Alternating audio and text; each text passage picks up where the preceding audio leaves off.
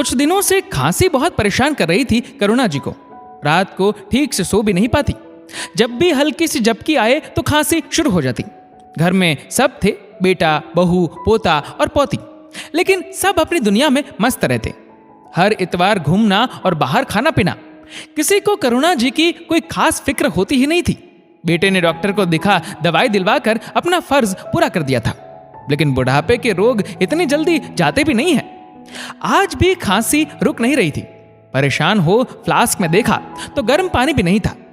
धीरे धीरे उठ रसोई में गई, पानी गर्म कर पिया तो थोड़ी राहत मिली। बुढ़ापे में नींद भी ज्यादा नहीं आती थी करुणा जी को। करुणा जी की खांसी की आवाज से जवान होते पोता पोती चिढ़ते रहते थे। बच्चों का कमरा अपनी दादी के कमरे से लगा हुआ था। दादी की खांसी बहुत परेशान करती है माँ। रात को ठीक से सो भी नहीं पाते हम। पोते जय ने अपनी माँ स्नेहा से शिकायत करते हुए कहा, हाँ माँ, भैया सही बोल रहा है। अपने भाई की हाँ में हाँ मिलाती हुई अनन्या ने कहा।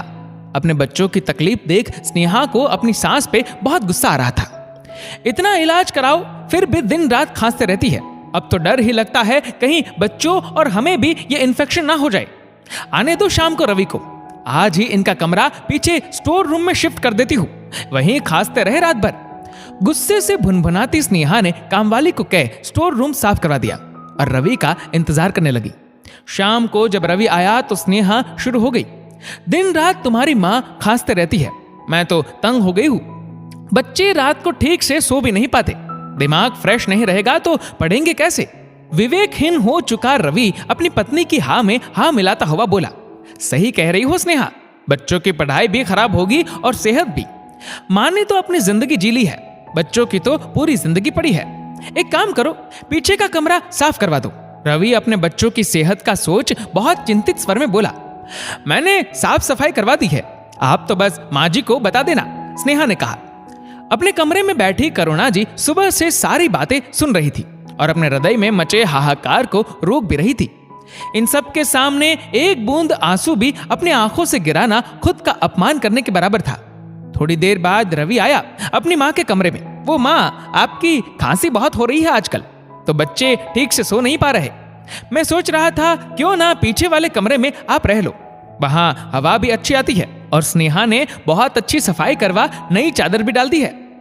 करुणा जी अपने बेटे के चेहरे को गौर से देखती रही, लेकिन कुछ जवाब नहीं दिया।